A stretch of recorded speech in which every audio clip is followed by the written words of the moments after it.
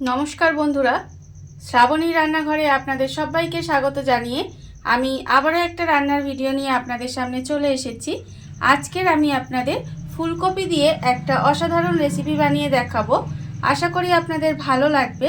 তার জন্য কিন্তু আমার পুরো ভিডিওটা আপনাদের দেখতে হবে। আর দেখা শুরু করার আগে একটা লাইক দেবেন আর সুন্দর একটা কমেন্ট করতে কিন্তু ভুলবেন না। তাহলে চলুন এই ফুলকপি দিয়ে আজকের আমি কি বানাই সেটা আপনারা একবার দেখে নিন। ফুলকপির এই রেসিপিটা বানানোর জন্য প্রথমে আমি এখানে দেখুন গ্যাসটা অন করে একটা কড়া বসিয়ে দিয়েছি। এবারে আমি কড়ার মধ্যে দিয়ে দেব সর্ষের তেল। রান্নাটা আমি এখানে সর্ষের তেলে করছি, আপনারা চাইলে কিন্তু এটা সাদা তেলেও করতে পারেন। এখানে আমি প্রায় 4 থেকে 5 চামচের মতো সর্ষের তেল দিয়ে দিলাম। এবারে তেলটা আমি একটু গরম হতে দেব। তেলটা আমার এখানে গরম হয়ে গেছে। এইবারে আমি তেলের মধ্যে দিয়ে দেব ফুলকপি। এখানে আমি দেখুন ফুলকপিগুলো কিন্তু এইভাবে একটু কেটে রেখে দিয়েছি। সেই ফুলকপিগুলো আমি তেলের মধ্যে দিয়ে দিলাম। এবার আমি এর মধ্যে দিয়ে দেব আন্দাজ মতো একটু নুন দেব। নুনটা আমি এর মধ্যে দিয়ে দিলাম। দিয়ে এবারে ফুলকপিটা আমি একটু ভেজে নেব। আমি কিন্তু এর মধ্যে হলুদ দেব না, তার কারণ আমি এই রান্নাটাতে হলুদ ব্যবহারই করব না। সেই জন্য কিন্তু ফুলকপি ভাজার সময় আমি কিন্তু আর হলুদ দিলাম না, শুধুমাত্র নুনটা দিয়ে আমি ফুলকপিটা একটু লাল করে ভেজে নেব। ফুলকপিটা আমার এখানে লাল করে ভাজা হয়ে গেছে। ফুলকপিটা আমি এখানে দেখুন লাল করে একটু ভেজে নিয়েছি। এবারে আমি ফুলকপিটাকে আলাদা করে তুলে রেখে দেব।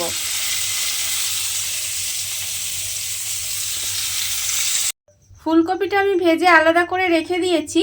আর আবারও কিন্তু কড়ার মধ্যে 2 চামচ সর্ষের তেল দিয়েছি। দিয়ে এবারে আমি তেলের মধ্যে দিয়ে দেব দেখুন এখানে আমি ক্যাপসিকাম একটু কুচিয়ে রেখেছি, মানে একটা ক্যাপসিকামের আধখানা আমি এখানে রেখেছি। সেই ক্যাপসিকামটা আমি এর মধ্যে দিয়ে দিলাম। আর আমি এর মধ্যে দিলাম একটা মাঝারি সাইজের টমেটো। ক্যাপসিকাম আর টমেটোটা দিয়ে তেলের মধ্যে আমি একটু নাড়াচাড়া করে রান্না করে নেব। ক্যাপসিকাম আর টমেটোটা তেলের মধ্যে দিয়ে একটু আমি রান্না হতে দিয়েছিলাম। খুব বেশি ভাজার কিন্তু দরকার নেই, বা খুব যে গলে যাবে সেরকমও কিন্তু করার দরকার নেই। একটু তেলের মধ্যে নেড়ে নিলেই হবে। এবারে আমি এর মধ্যে দিয়ে দেব আদা বাটা। এখানে আমি একটা বড় চামচের 1 চামচ আদা বেটে রেখেছি। সেই আদা বাটাটা কিন্তু আমি এর মধ্যে দিয়ে দিলাম। আদা বাটাটা দিয়ে আবারও কিন্তু আমি একটু কষিয়ে নেব, যাতে আদার যে একটা কাঁচা গন্ধ থাকে সেটা চলে যায়। আদাটা দিয়ে আমি একটু কষিয়ে নিয়েছি। এবারে আমি এর মধ্যে দিয়ে দেব কাঁচা লঙ্কা বাটা। এখানে আমি প্রায় 4টে কাঁচা লঙ্কা বেটে রেখেছি। সেই কাঁচা লঙ্কা বাটাটা এর মধ্যে দিয়ে দিলাম। ঝাল আপনারা কতটা খাবেন সেটা বুঝে কিন্তু কাঁচা লঙ্কাটা ব্যবহার করবেন।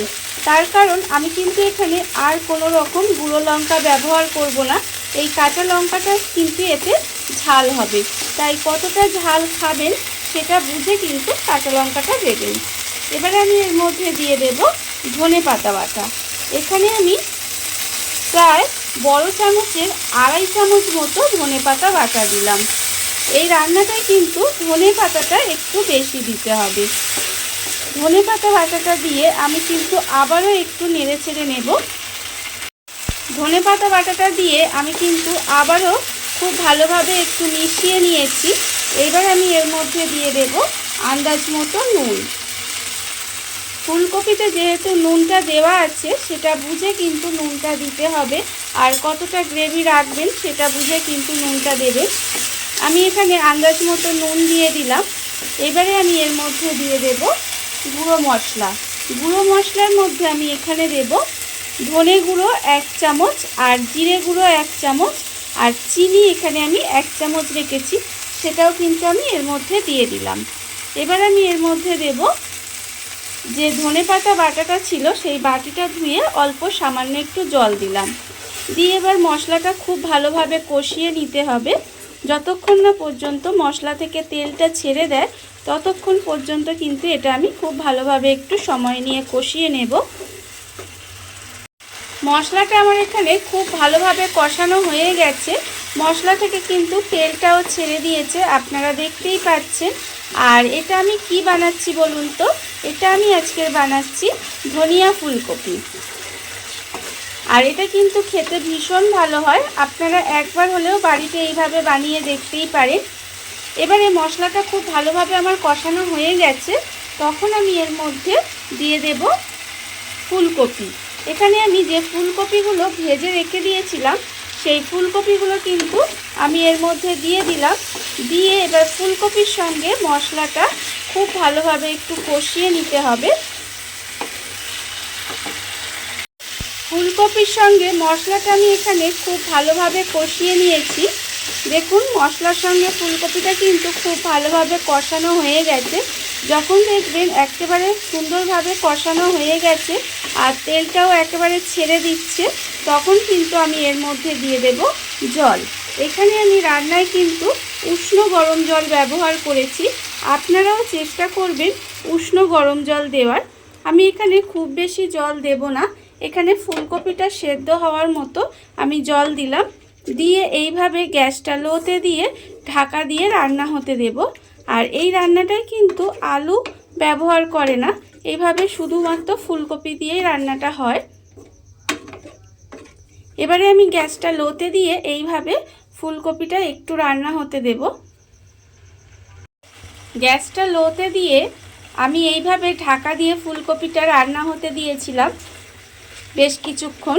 দেখুন রান্নাটা কিন্তু আমার এখানে হয়ে গেছে আর ফুলকপিও কিন্তু খুব ভালোভাবে সেদ্ধ হয়ে গেছে, আপনারা দেখতেই পাচ্ছেন। আর কিন্তু আমি এই রান্নাটার মধ্যে বিশেষ কিছুই দেব না, এর মধ্যে শুধুমাত্র এই যে ধনেপাতার যে ফ্লেভারটা থাকে না, এতেই রান্নাটা কিন্তু অসাধারণ হয়ে যায়। এটা আপনারা রুটি, লুচি, পরোটা কিংবা ভাতের সাথে, পোলাওয়ের সাথেও কিন্তু এটা খেতে পারেন।